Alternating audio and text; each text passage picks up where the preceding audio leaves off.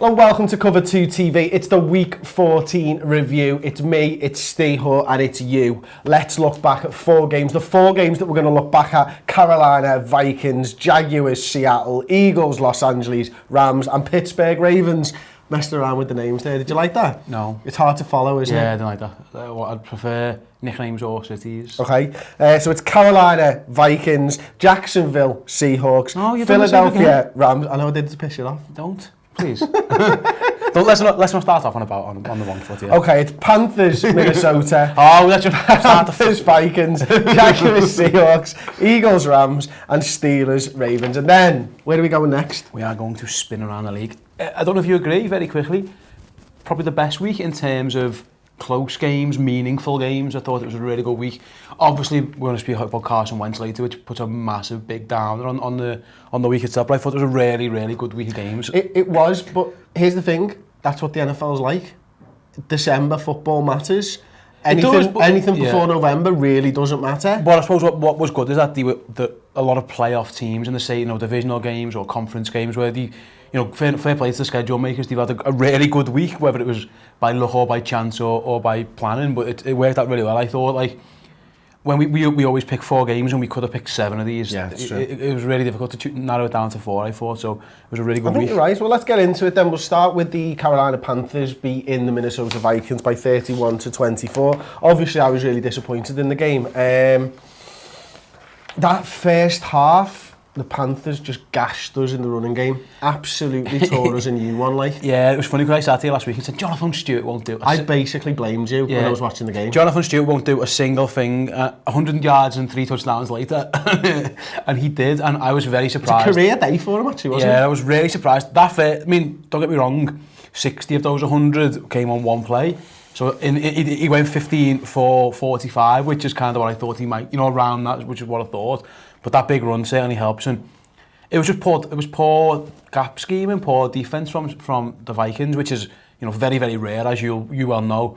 That's a one-off, it's a blip, I would think. And then the ball was rolling. I mean, it's when someone gets a big play touchdown on you, sometimes the game just feels like it's getting away from you a little bit. And although Minnesota did well to come back, it was Carolina, I don't think were dominant, but they just pulled off more big plays. So Stewart has a big run, Cam Newton has a big run, Funchess has a pretty big catch. It was kind of like... Yeah. And then we had the thing of Thielen with the drop ball and all that type of stuff, and Thielen with the catch. Yeah, it was very fine. It was very, very fine margins. I think they were two very close teams, but Panthers got more of those big plays, and that was ultimately the difference. But yeah, I do apologise for the whole Jonathan Stewart jinx. Yeah. Especially when he flat. I mean, that 60-yard run really surprised me, because of all the teams I would think would be great in terms of gap discipline, it's the Vikings. Well, we are normally in that, and that's the thing. It's a blip, one play this season where something like that's happened, and the big thing for me was Riley Reef going down was a major issue for us. Our line at times looked like it looked last season. We weren't being able to protect Keenum as well. I think if you look at Keenum's stats, I think he went 27 of 44, 280 yards, 2 touchdowns, 2 interceptions. If you watch that game and you just watch Case Keenum, I thought he actually played really well, And listen, the stats won't back that up in any way, shape or form, but when the pocket's collapsing around you all the time, to still be able to complete that many balls and keep us ultimately in the game. I've seen Bradford last season have games where once the pressure was coming, that was it. I mean, that was game over. So for Keenum to still keep us in that game, and just bear with me 1 second, Steve, I did get some facts and figures on the pressures because I found it quite interesting. Vikings offensive line allowed 16 total pressures, yielding 3 sacks, 4 hits, 9 hurries. Riley Reef gave up a sack for a second straight game after not allowing a sack in weeks 1 to 12, which was the only pressure that he allowed. Yeah, Riley Reef went down, yeah. Hill and Cyril's were forced to shift spots after Reef went down, and each allowed 5 pressures. Yeah, that's 10 pressures after Reef goes down. And I think I'm right in saying you were without 3 of your 5 starters by the end of the game. Obviously, Elfan, who's been really good, didn't play. And I agree, Keenum, he's got 27 of 44. It's probably 3 or 4 drops in there. Diggs dropped 1. Thielen drops a couple. Obviously, the play that isn't a play counts as an incompletion. Then you get Kyle Rudolph drops a really easy one. Diggs Kyle Rudolph's dropped 2, I think. Yeah, Diggs drops 1. And to be fair, that where Keenum avoids that sack when he just ducks down, that is ridiculous. So he did have a pretty good game. One of the interceptions, I think, was a pretty average throw. But yeah, we said last week, you know, I remember you said to me and Geno, how did Carolina win? And Geno said, you stopped the Vikings running. And he did that. And I said Cam Newton needs to be a factor with his legs. And he was that. And ultimately, that was the difference, wasn't it? I thought Cam passing was pretty poor. But that, again... Sailed a few balls. Yeah, but that big run at the end of the game, you know, that's what he brings. We say it every week, he's not a good pocket passer, but he's a good quarterback because of what he brings and the threat he offers. And listen, poor Sendejo needs to go and buy some new ankles because Cam broke his ankles on that. That's what he can do. Yeah. He's a supreme athlete, and in the end... Is that the one where he shimmied past him? He shimmied past him, and it's like a basketball move. You don't really see that in the NFL. It's quite embarrassing for him, really, in truth. But I actually saw Cooper Kupp did that for the Rams on the sideline during their game. He's just a supreme athlete, and that's what he brings, you know. And that's what they have to do eventually. They do have to get him running. Other than that, we weren't that effective. The Vikings only completed 13 passes. And the Vikings did a good job stopping him. He ran for 70 yards, and 62 of those were on that one play. It was, like I keep saying, I wouldn't be too concerned if I was the Vikings in terms of how it all went, because it was the fine margins. The issue is the offensive line. They need to get their players back, because they just need to be average. Yeah. That's all they need to be at the moment, because everything else is there. Yeah, and McKinnon and Murray, although they're decent players, they don't create. They exploit the holes that are there for them, and there was no holes by the end of the game, and unfortunately that was it. And I think we rushed for 100 yards across McKinnon, Murray and Keenum as well. Like, Keenum picks up yards every single week, and nobody really talks about it very much, but 5 rushes, 40 yards for Case Keenum. You know, when McKinnon only has 46 yards and Murray has 14 on 9 runs, that's where the game was won for me. Yeah. You know, their D-line dominated. Kuechly was amazing, as he always is. Julius Peppers looked good in the spots. Yeah, and that's what you've got to do with him, isn't it? You know what I mean? Who you just said? Peppers. Peppers can come in for those big plays, and he knows exactly what he's doing. He's played everybody in this league, hasn't he? You know, so he can exploit loads of different things. They deserved the victory, I think, in the end. And listen, I'm not massively worried about the Vikings moving forwards, because I think we're the most well-rounded team now in the NFL with Wentz's injury. Yep. I think that's fair to say, or at least it's arguable to say that one of the best, most well-rounded sides. So it is one of those things. You know, I'm gutted to snap that 8-game win streak. I'm gutted for everyone who's played, but ultimately, fair play to Carolina. They came with something and it worked. Yeah, and like I say,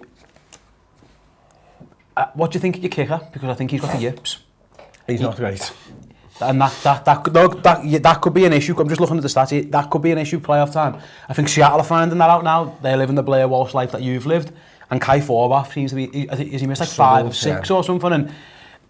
And that worries me if I'm a Vikings fan. I think that there's going to be a pressure kick at some stage in the playoffs, as there will be, because that's just how player football is. It's tight, and I don't know, he would be a concern, because like if he makes his kicks in this, it's a different game, isn't it? And that would be a slight concern for me. Yeah, and I think, you know, looking at the Vikings D and stuff, Rhodes sits out a few plays during that game as well, doesn't he? Waynes is on the sidelines, so there was loads of things that went wrong for the Vikings in that game.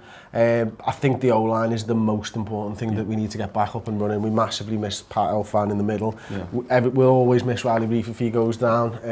It's one of them things. We say every week, don't we, Chris? There's not enough good starters as it is. So if you lose when you're getting like the 60th best lineman, or you know, whatever it could be. But even if they're all right, quite often, we ended up with 2 players out of position on that line. Yeah. So it's those little fine margins that you can lose games by in the NFL. And let's say, as you've said, you've extolled his virtues. Cam Newton was superb on the day because of that long run and changing the game with that one play. Funchess as well. I'm really impressed with him as a wide receiver. Yeah, when they got rid of Benjamin, we thought, you know, Funchess. I was never convinced, but he's looking better. He's looking more like a number 1. I'm not sure he's a number 1 yet. I think, you know, it's the situational football that I like from Funchess. They're big plays when his team needs it, and Cam's trusting to go to him in those big situations, and that might be the difference between maybe him being on the cusp of a wide receiver 1 and being a wide receiver 1, because big quarterbacks go to their big receivers in big situations, and Funchess was that. And I think big's the prime word there, because Cam isn't accurate, so he has to go and get, you know, he does. He has to go up and get them. He has to have a wide catch radius, and it's why Benjamin looked okay there at times because he was the same.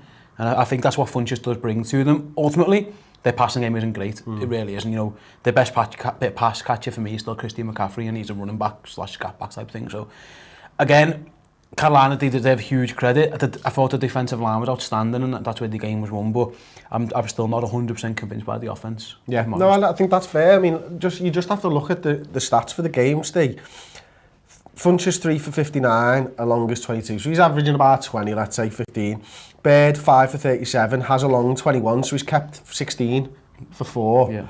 McCaffrey, he did 18 yards, 15 of them are in one chunk play.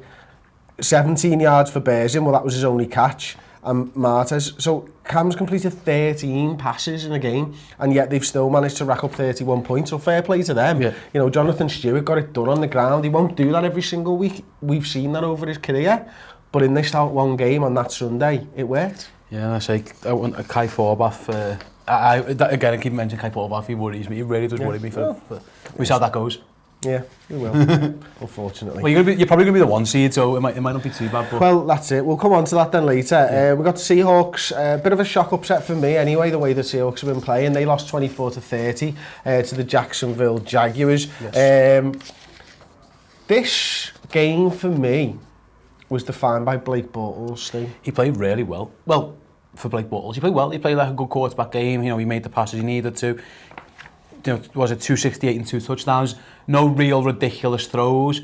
In fact, Russell Wilson was the one who made a couple of really shocking throws. It was almost a little bit of a flip reverse, wasn't it? It was cavalier, wasn't it, from Wilson on the day? Yeah, he was just panicking at times, and he was just throwing up for grabs because he was getting pressured and hurried to death. And ultimately, yeah, but I liked what Bortles did. He's probably his best game of the season, I would say. I thought he didn't look, garbage. We've never been huge fans of him on the show. I think it's fair to say, and I think it's justified. But if he plays like that for the rest of the season, Jacksonville are definitely Super Bowl contenders. Yeah, I think so. That defense is just so good. Yeah, and that's the bell cow. Yeah, the defense in the running game are fine, really, really good. And then you just don't want him to make mistakes. And to be fair, they're letting him pass it. I thought Cole and Westbrook are providing options that I didn't think they had in the passing game. I thought, once they lost, especially Robinson, who I think is really good, and then Hearns is pretty good. But Westbrook, Cole and Lee are starting to give them something at least. I thought, especially Westbrook, who, coming out of college, there was no issue about his talent. He was just a massive knob. What was that celebration about?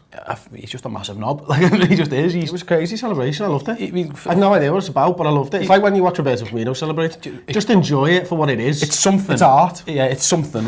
But he was never not talented. He was just a bit of a dickhead. So if they can get him into the mix, I think talent-wise he's better than Alan Hearns for a start. So that would really help them. And then Leonard Fournette, who in any other year in the history of the world would be the Rookie of the Year. Yeah. Offensive Rookie of the Year by a mile, because he just runs 100 yards every time he gets the ball, every game.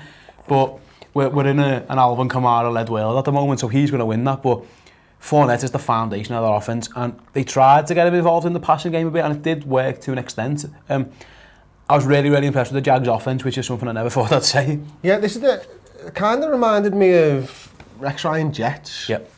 You know what I mean? Mark Sanchez doing just enough. Yeah. And they got into the playoffs, was it 2010, 11, 12, I forget which year it was, and that's what when I watch the Jaguars, that's what I'm thinking of at the moment. Like, Mark Sanchez wasn't a great quarterback, Blake Bortles wasn't a great quarterback, but they've got good games in them. Yeah. And Blake Bortles had one of those good games, and a little bit like the Ravens when they went on that Super Bowl run, although I do think Flacco, his ceiling is probably higher and was higher than Bortles. If you get a quarterback at this time of the year starting to play a little bit, and you've got that running game and you've got that defence, you've got a shout. Yeah, and listen, they're not out of getting a bye. Obviously, we're going to talk about New England later, and New England lost, and they're going to go to Pittsburgh, and theoretically they could lose in Pittsburgh, and then Jacksonville win out, and then you're talking they could sneak a bye. And it was the first time for a long time we've seen a Jacksonville home game on prime time under lights. I thought, as expected, it looked really good. I thought it was something different that we don't usually. Better than Wembley? Not like physically, I don't know, possibly maybe, but in terms of just something different, because you're used to seeing at this time of year the same stadiums on prime time, and this was completely different, and it looked good, and it isn't a great home field advantage they've got there, but they're such a good team, and their defence is so good. They're definitely a contender if Blake Bortles plays like that, and they made Russell Wilson do some stupid things at times. Yeah. And Russell Wilson's like an MVP candidate. And to get in his head and to make him throw some really poor throws to, get sacks and get tip passes and stuff, that takes some doing, so fair play to them. Yeah, what did you make of Wilson? Because, I sat here last week, extolled his virtues about how well he's been playing and what I love about him, and then we saw, I think I mentioned it last week, the good Russell Wilson and the bad Russell Wilson, and we very much got a dose of the bad Russell Wilson. For 3 quarters we had the bad Russell Wilson, in the 4th quarter he went back to like... I'm not even sure that was good Russell Wilson. Well, he got two big plays, he exploited the coverages, but yeah, he wasn't good. Some of those interceptions were really bad, and if you throw 50-50 balls towards AJ Bouye, they're not 50-50 balls, they're 70-30 balls for AJ. He's outstanding, he is so good. He's one of the best cornerbacks in the league, and listen, Jalen Ramsey on the other side, you've got an interception as well, he's not much worse, or if worse, that's an unbelievable... It must be hard to pass on them, especially when you haven't got great weapons, because Wilson doesn't. No, he doesn't. I think Baldwin's decent, Lockett, Richardson... Do you think he's a wide receiver 1? Probably is, yeah, but borderline, like he's a low end, but they're not superstars, you know what I mean?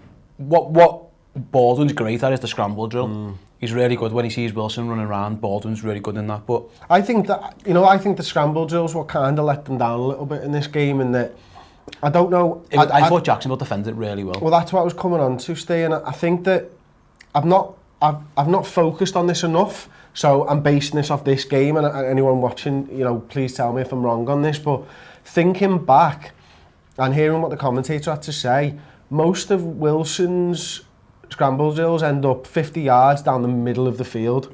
And I think Jacksonville exploited that, because you never see him go into the pylons, you never see him going outside of the numbers. They're always, he comes back in, the wide receiver comes back in and finds himself in the middle of the field, and that's where those 2 corners got their interceptions. And I'd be interested to know if that is almost a safety blanket for Wilson, or if that was just a one-game thing. No, I think you're right, but I think it takes special corners to be able to cover for that long, you know what I mean? Even like Richardson and Baldwin, like I say, they're not outstanding, but they're good enough they'll get open after 5-6 seconds. Most receivers do. Bouye and Ramsey didn't let them get open. So then Wilson throws them balls, and I imagine as soon as he throws it, he thinks, oh no. That's very rare that those two are like a couple of yards open, and they were covered to death. Is there an issue for the Seahawks, Steve, whereby there's nothing in the middle of the field? If you can, let's say we break it into 3 levels. You got deep, middle, short.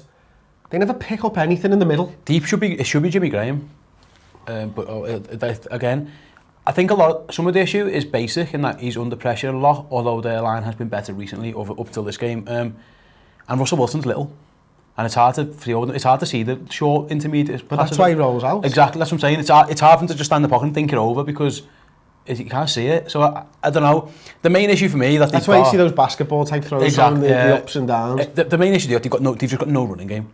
And this lad Davis comes in, and like McKissick comes in sometimes. They've had all kinds of lads. Eddie Lacy's rolled in and out. Thomas Collins was there for a while. They thought he was rubbish, and maybe they got that one wrong. But they've got no running game, so they've got no sustainable offense. So their offense is Russell Wilson magic, and we said it every week, and it'll work sometimes because he's bloody brilliant. But then there'll be times against the top defense where it might not work. And in those games, you need your defense to bail you out. And whether it was, they are very much injury depleted. They lost Bobby Wagner with a hamstring, and he's a defensive player of the year candidate. He's been outstanding, so that hurts them. And that's what it is. I think they're built on defense and Wilson. It used to be defense and Lynch, and now it's defense and Wilson. And when neither of those play at 100%, they look like an 8-8 team. And they're 8-5 now. They are battling for the division, and they could very much still win. So let's take a little look at it. So the Rams are obviously 9-4 now, Seahawks 8-5, Cardinals 6-7. In the playoff picture, they're 7th, so they're still in a wild. Oh, they're just outside the wild card. It's 8-5 with the Falcons. Yeah, they're not even in a wild card. It's going to be tough for them now. They've got to win out. They play the Rams next week, and if they win that at home, which they'll back themselves, then they're right back. Obviously they'll fancy their chances. They just. I don't know, there's no sustainability to the offense, and that's what worries me about them. There's no... It's 5 poor drives and 1 breakout, isn't exactly, it? And if you're playing Seattle and you can keep just ticking points on the board while they're having their stutters, kick a few field goals, maybe the odd touchdown, keep on the field. Before they know it, they're 12, 13, 14 down, whatever, because you're right, it's 3 and out, failed drive, Blair Walsh will miss a kick. Russell Wilson does some magic and we've scored 7. And that's the thing, there's no flow to it. And it must be really frustrating as a fan. Not like when you see Rodgers driving the Packers down the field every single drive. Hardly ever a 3-and-out. Brady does exactly the same. It's just not that type of an offense. Or Jacksonville's offense, where you can bank on Leonard Fournette just to move the chains, There's a 3rd and 11 at the end of the game when they run it. Yeah. And who does that? No one. But they don't trust Bortles, they trust Fournette and he gets it. That's the thing, that's a sustainable offense, and that's what Seattle haven't got. If Wagner's out for we don't know, he's got the hamstring injury, obviously we'll learn more when we do the preview show for the next week. If he's out for a sustained period of time, they are in big trouble. Yeah, they really are. Okay, so we'll move on then. A really entertaining game actually. Philadelphia Eagles 43, Rams 35. Big story. I suppose we've got to touch on it at some point, so let's start with it. Carson Wentz out. No one really knows what play it was on, but for me, it's an ACL, isn't it, first and foremost? It kind of looked like that one where he ran into the end zone. Yeah, it was. It was that play, I think, but I don't know if it's when he was running to the end zone it went, or it went when he gets hit. Because big contact. Yeah, the plays after it, obviously it gets called back, he stays on the field, and you can see he's not right. And then they keep going and going, they keep him out there, and I think, does he go to 4th down? And he just throws it away. He's in absolute agony, and you can tell he's just not right. And it's an absolute disaster for Philadelphia. It really is. It makes them, for me, I don't think they can win the Super Bowl no more. I don't think Nick Foles is going to be able to guard them. I'm going to give the Philadelphia Eagles fan a little bit of hope, because listen, we've got loads of tape on Nick Foles and stuff, but that 2012 season, Chip Kelly's first, where he had that breakout season, schematically, the Eagles worked their way to get the best out of Nick Foles, and let's be honest, this Philadelphia Eagles side have been doing that with Carson Wentz. As great as he's been performing, they have put more run-pass options out there. I think it's something like 150 run-pass options. There's only 3 other teams over 100 in the league, right? So, and I think the 37 or something more run-pass options than any other team. So, schematically, they've been given Wentz the tools to go out there and achieve. They will change slightly, and they are not going to be as consistent an offense. Don't get me wrong. It's going to hurt them as well. The amount of pressures they give up, their line isn't great. It's been injured, and we know that. Wentz makes a lot of people miss. There was one in this game when I'm pretty sure that Robert Quinn's hanging off his arm, and Wentz still completes a pass. It was just unbelievable. I'm telling you now, Nick Foles isn't doing that. Nick Foles will get sacked. He is very, very slow. He's very slow and very deliberate, and that's what got him in St. Louis. Now, what I would say is that we're under Jeff Fisher, and we've seen Jared Goff look like a different player in it. So maybe do give him the benefit of the doubt. But and the second season under Chip Kelly, obviously everyone's got a little bit of an eye on that offense. I think he's really slow. Yeah, he is. And I wouldn't respect him in a run pass option. I'd let him run. That's what I mean. I don't expect the run pass option. They'll have to do something else. But they'll do something that suits his game. Yeah. That's what I'm trying to say. Yeah, they should. I mean, they have to. They've got no choice. I think it's a massive. I think they can't win. I think they might get the 1 seed, or the 2 seed, but I don't think. And the counter argument will be, well, the Vikings are winning with Case Keenum, and I understand that. I don't think Foles can reach that level. I don't think he can. I just don't think he's that good, and it's ridiculous because Wentz was having an MVP level season. It was him and Tom Brady, I think, with the clear number 1 and number 2 in some order. I had to put Brady 1 personally, but it is what it is. Even in this game, he has 4 touchdowns. He throws a touchdown with his ACL hanging off. It's just so disappointing for him. But they've got that defense stay and listen. No, they have got. I agree. The defense. I'm with you, man. I think they're outstanding. I think they're really good. But they still give 35 points up to the Rams. Can a Nick Foles guys at the 40-odd points? I don't know. No, and maybe not. But listen, you got Jay Ajayi over the last 4 weeks who's producing more yards per carry than anybody else in the league at the moment. You've got that defence, we talk about it every single week, the front 7, but the secondary, because of the work of the front 7, is looking really good now. I think if you look at who's their slot corner? I forget his name, apologies. Too many players to remember them all. I've got a terrible memory. Their slot corners stepped up, the 2 normal corners are absolutely superb. They've got a quality defence. They have, yeah. I agree. And the running game is what they're going to have to bank on it now. And to be what their running game is diverse. They've got Ajayi, they've got Blunt, and they've got Clements, who all bring different things to different things. So they do have to become a run first team now. I'm not sure with the offensive line if they're going to be able to do it. Carson Wentz made that line look better in terms of the sacks given up and stuff, because I've never seen anyone avoid sacks like that since Roethlisberger early in his career. He's throwing it with lads hanging off him. Do you think he's inviting too much pressure, Wentz? And do you think coming back from this injury, he will have to change a little bit? I think he runs recklessly. Now, the play he gets injured, I think every quarterback tries to make that play. You have to. Apart from maybe Cam. Well, Cam will just run them over. He wouldn't have to. Well, we've seen him do something similar in the Super Bowl that says no. Pick it with might just drop it on the floor and leave it. But Cam will just throw over the two of the lads. He wouldn't have no issues. But I think you have to go for that touchdown, and you do. But I've always said about Carson Wentz, he is reckless with his body in terms of when he's out the pocket. He'll dive head first, he'll take hits, and ultimately that's what got him, didn't it? It's that sandwich play, and it is unlucky, but he is reckless, and it's why we always thought, we mentioned before about Cam. They tried to get Cam running less because this is what they were scared of, but ultimately they were crap when he was running less, so they've had to just go back to it. I wonder how Wentz is if they do try and scale him back, because, like you say, a lot of his success comes on the run pass options. That's where he's made his money. I don't know what you say. Do you make him a lesser player to protect him, or do you just let him be himself? I think he's got the potential to be a great pocket passer as well. That's the difference for me. Yeah. Whereas I don't think Cam really had the skill set to do it. Yeah.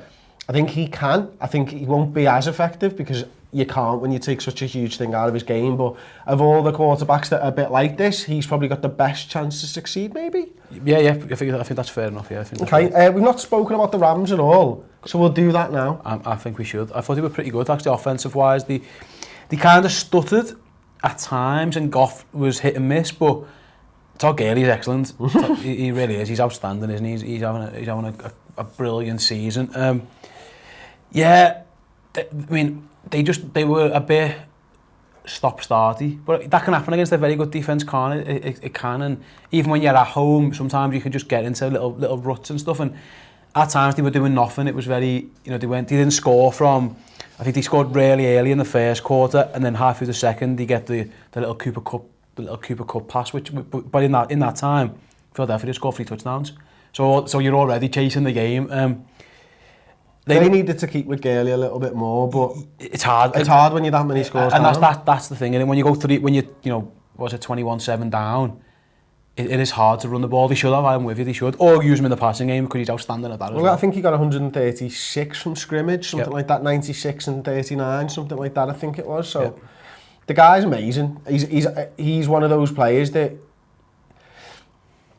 if you can line him up in the backfield and then shift him out into a wide receiver spot, he is an absolute matchup nightmare because nobody can cover him. No, he's either a linebacker's trying to cover him or a slot corner, and he's too... Or a safety. And he's too good for all of those. Yeah, he's too good. So I'm with you there, and it's mad coming out of this game, and I know they lost. The Rams should feel like they're fine, because they'll feel like, we just played the best team in the division. We kept it relatively close. We got a couple of good special teams plays, the block punt and stuff. And their quarterback's just been knocked out, so we should fancy ourselves. If we play these again against Nick Foles, although Foles did have that one good throw to Aguilar, other than that, there was nothing to be terrified of. I think the Rams, if they can beat Seattle next week, that's a big statement. It almost kills the division off. So they're in good shape. I think they're a good team. What about Goff? I mean, one of the things that when I was watching this game, I was looking at the two quarterbacks and thinking, there is a humongous difference here between these two. Yeah. Is that something you'd agree with? Yeah, 100%. And Goff isn't reading defence. Sean McVay's calling the plays out for him. They get to line of scrimmage, they break, and then that's when Sean McVay gives them this play call. And all good defences will do is just wait until the call comes and then change. I think it's 15 seconds the microphone goes off in his helmet, and that's when he's on his own. So it looked to me like the Eagles were changing quite late and trying to confuse him, and I think it worked. He's efficient at times. He just isn't special. And Carson Wentz is special. He's got that if factor that when the play breaks down or late in the play, that's where the best quarterbacks are money. It's where Brady makes his money. It's where Rodgers. It's where Russell Wilson. And it's where Deshaun Watson and Carson Wentz. This year we're doing that. You can't scheme that and you can't teach that. That's just a God-given talent that you've got. And that's what the absolute very best have got. And he hasn't got it. And they won't never publicly admit it, but the Rams will be kicking themselves that they didn't take Wentz number one. Okay, final game of the week for us to look at in depth. The low-scoring Ravens Steelers games, wasn't it? mental game of football. Mental game of football. Yeah, 38-39. Who would have called that? I think we predicted 13-10, so we were only, 60 points, 50, 60 points off. Absolute bananas football. Here's the story of the game. Roethlisberger, 44 completions. 506 yards. Bell, how many carries did he? Just your 13. Wow. But to be fair, he did catch it 9 times. He did score 3 touchdowns, so it was bizarre. And, I mean, let's talk about Antonio Brown. There's a million places we can go. I think let's start with the positives for the Steelers. Antonio Brown is playing the position as well as I've ever seen anyone play it. He is uncoverable. Is it Brandon Carr, the full corner? You can't do that. And in fairness to Ravens, who's the guy who's out who would normally have been covering him? Well, Jimmy Smith. I'm not even sure it would have mattered. I think it would have been that bad, but I don't think it would have mattered. He's playing it better than I've ever seen. I don't really remember the Jerry Rice for years. I've only seen videos. I've never seen anyone this good. He's open all the time, and when you line up, Calvin Megatron was good, but he wasn't open. He was just too big, too strong, and Julio's in the same boat. That was their physical God-given gifts. Antonio Brown is, although it is that in terms of his speed and his quickness and his agility, and the fact that he can run a route. It's the route running that it's just unbelievable. And when you play Steelers, your number one concern is, right, let's stop Antonio Brown absolutely gashing us, and they couldn't do it. Nobody been able to. 213 yards. It was absolutely ridiculous. He was the difference, I think, in ultimately in sometimes you get into these shootout games. And yet it was him. And although he doesn't score, he just kept the chains moving all the time. Big play after big play. And every single time Ben saw him one-on-one with Cardi through it. And I felt sorry for that fella. He's had to go home again. He's had to go home to his wife and kids. And they probably watched that on the telly and like, Daddy, why was that number 84 4 yards ahead of you every time you got the ball? And Son, that's Antonio Brown. Yeah, one day you'll learn that's Antonio Brown. It'll be an honour to say that he burnt me a few times. it was just unbelievable. Ravens gashed the Steelers, and the Ravens missed Shazier, didn't they? It was that sideline to sideline speed from the linebacker where Collins was getting out into the second level, and there was nobody there. That's the issue for the Steelers. Now they're gonna, that's the big concern. It's almost unfair or harsh to talk about the Shazier thing because of what at the end of the day, it doesn't really matter. He might never walk or something. So, but if we're looking purely football, it's chalk and cheese.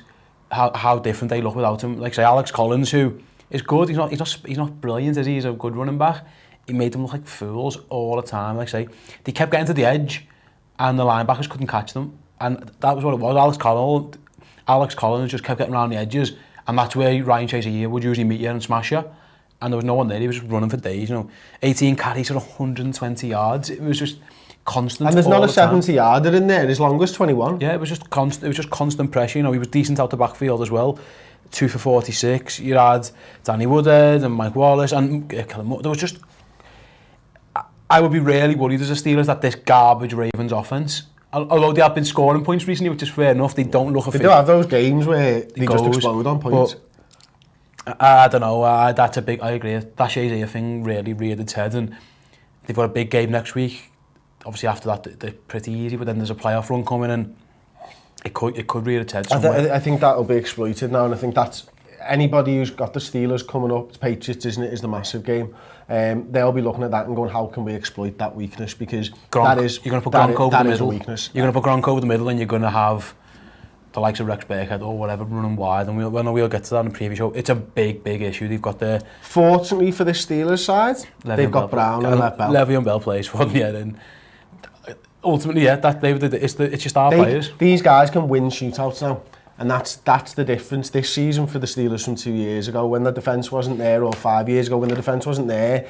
You weren't going to blow a team away, whereas the Steelers can still do that. Now, they still pay, and I've said this really early on in the season, they still stand off far too much for me. They just invite yards on that side. They always have done, and coming up against the Patriots, Tom Brady and good quarterbacks exploit what people give them, and they will take that all day at the Patriots, and I think they might struggle in that game.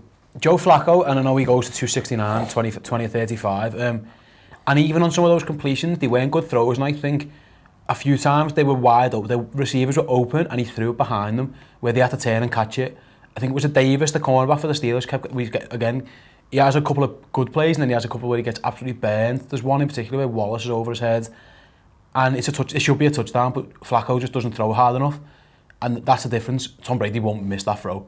Tom Brady will lead, whether it's Brandon Cooks or Hogan or Amendola, he'll lead them into the end zone. So, although Flacco had a better game, I didn't think he played particularly well. It's those little fine margins where listen, you win it with 9 points with like 5 minutes to go or something like that. You should win the game. You've got to trust your offense to be able to look after the ball better. You've got to trust your defense to make a stop. And it's Lev Bell. They thought it was Lev Bell, and then the Boswell kick at the end. And then Baltimore had the farce at the end of the game as well. When they forgot, they didn't realise that a fumble meant the clock ran.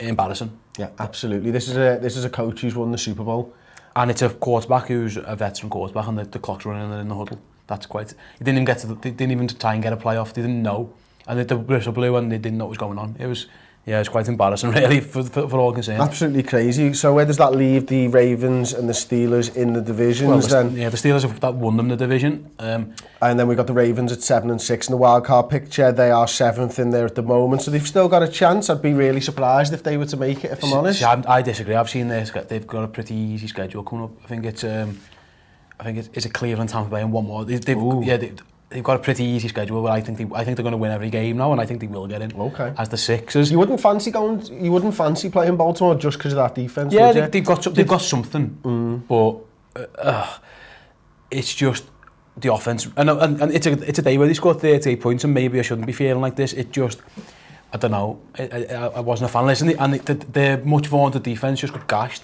Without Jimmy Smith, you can be exposed, and that may be a worry.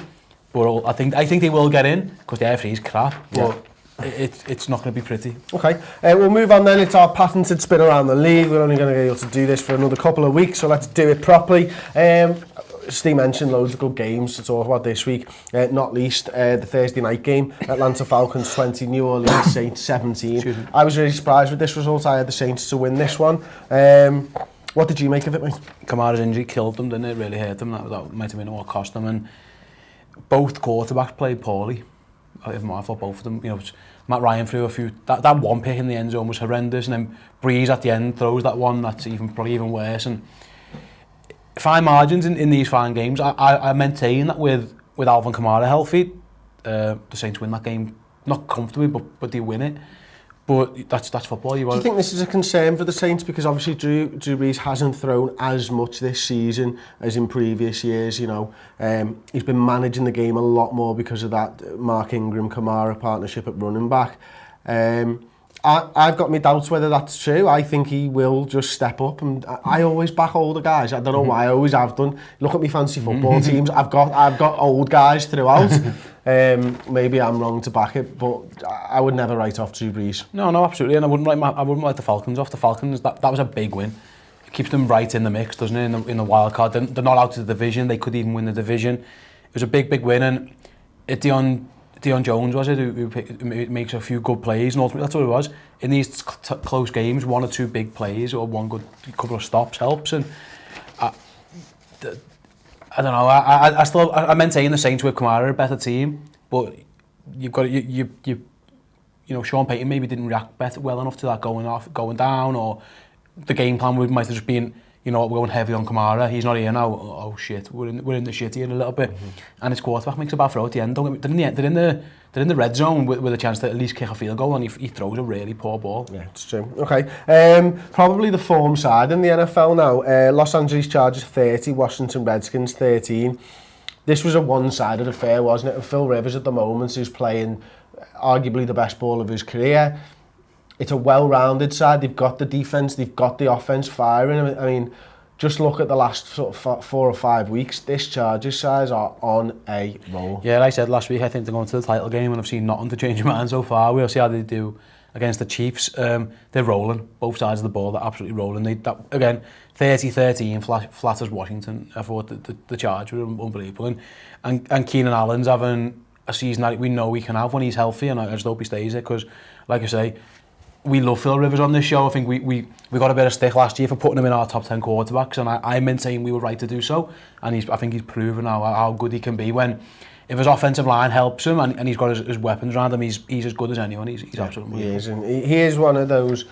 Going back a few years, when he starts calling plays at the line of scrimmage and stuff like that, they can move the ball so quickly down the field, and that's what Phil Rivers has been doing over the last few weeks. Talking about a team that was moving the chains rather easily, Kansas City Chiefs beat the Oakland Raiders by 26-15. Alex Smith and this offense seem to be back, Steve. Yeah, they got things going. Andy Reid gave the play calling up, didn't he? And it's gone well since.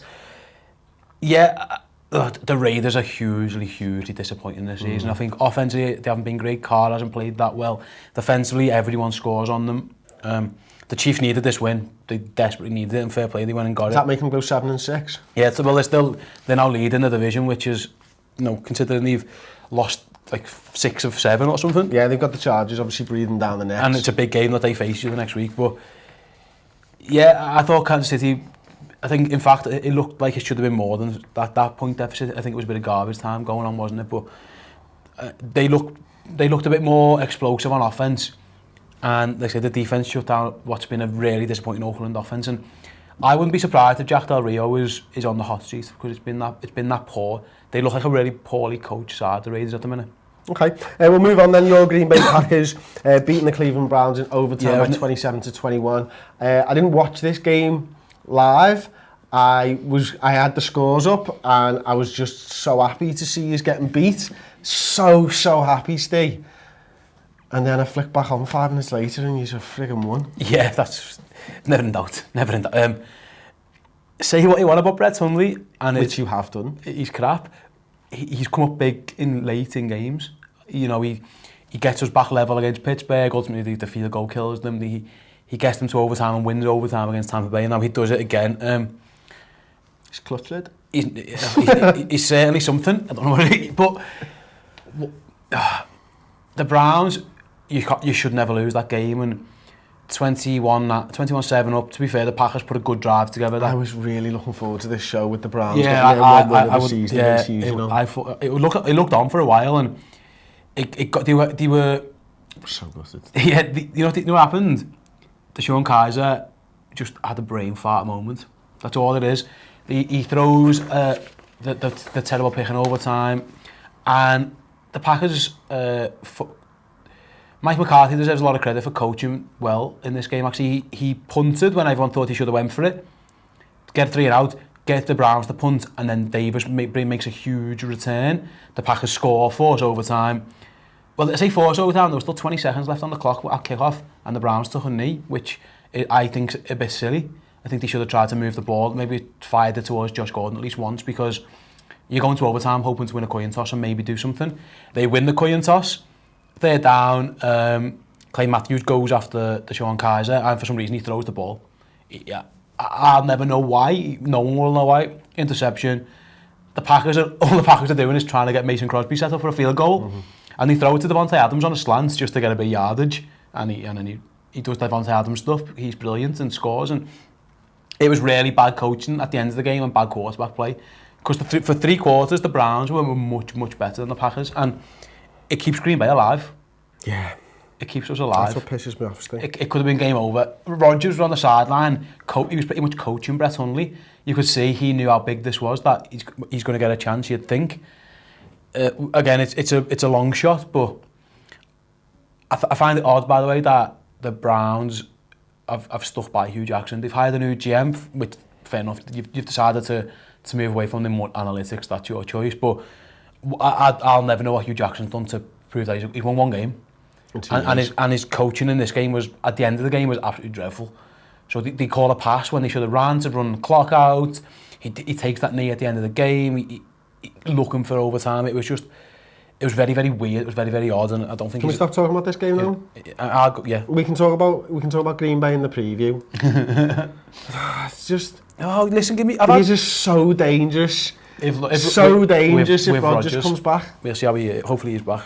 It just pains me. Can't I just have 1 year? Just 1 year. You're having it. You're freaking top of the division. I know, but you're coming back and it's all going to go horribly wrong, and I don't like it, Steve. So we'll move on then, now that we've done the complete in-depth focus on the Green Bay Packers. Sorry. Detroit Lions 24, Tampa Bay Bucks 21. Story of the game, Stephen Orr. Matt Stafford's hand looked alright, if nothing else. He threw it well, and the Lions are still alive after this. They needed this one, they got it. They've got a money kicker. Matt Prater's a money kicker, which helps. We've spoken before about issues in the kicking game. And Jameis Winston... put me in a dead bad mood talking about Green Bay. Sorry, Jameis Winston's having a bad season. I do apologise. We're going to talk about Marcus Mariota later, and he's having a bad season as well. I don't know if it's related or whatever, but Jameis isn't playing well at all, and the Lions, they looked like they were going to lose this one. Fair enough, they pulled it out of the bag at the end with the kick and stuff. They're still alive, just. I'm not sure they're any good, but they're still alive. Okay. Buffalo Bills, Indianapolis Colts, overtime, snow game. Blizzard game. Shady McCoy. Yeah. Good in snow. He had one when he was in the Eagles in 2013 as well, didn't he? Like one of those career days in the snow. Like everybody else looked human, and McCoy looked incredible. And you're looking at it and you think, I could do this. This is one of those games in the snow. You go, I could move like that on snow. It looks very, very slow. But when you play normal on like normal grass, I'm looking at it going, just jumped over someone's head there. I don't think I can do that. So it's kind of relatable, although I've never played American football. It was bizarre. I mean, you can't analyse anything from it. What we learned is that Shane McCoy's good in snow. It's one of those games. The refs didn't throw any flags hardly all game because they just couldn't see. Did you get onto the white cleats, white boots? Couldn't see people's feet. Well, here's the thing. If you can't see the feet, you don't know which way they're going to cut. Honestly, they had no idea. The refs didn't. A, they couldn't see, and B, they don't want to be out there any longer than they have to. So there was like 4 penalties in the whole game, and one of them was a bit dodgy at the end on the Colts. To be fair, the Colts had a chance to win it. I thought bizarre coaching. It's great watching football in the snow, though, isn't it? Yeah, it is amazing. One of the best things. Do you think it was bizarre coaching by Pagano to settle for a field goal at the end of it's like, I understand Adam Vinatieri's really, really good, and he makes that incredible extra point. It might be the best extra point I've ever seen. But he settled for a field goal in the snow, and it's like, you deserve to lose for that, mate. You're going to get fired, and it's your own fault. And he will do. Speaking of coaches getting fired.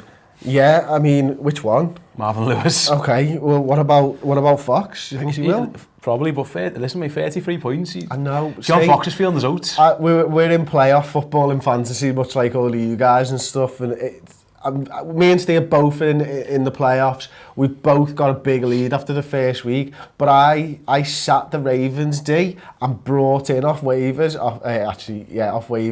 the Bengals specifically for this game, and they got -4 points from me. Yeah, Jordan Howard made the mug of them, who I benched in one of my fantasy leagues because I thought he was crap. Embarrassing, just absolutely embarrassing for the Bengals. Marvin Lewis has got to go.